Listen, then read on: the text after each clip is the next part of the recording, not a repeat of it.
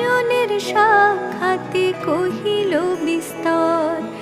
তারপরে কর জোরে করিয়া প্রণতি, কহিল নারদ মুনি নারায়ণী প্রতি, কহু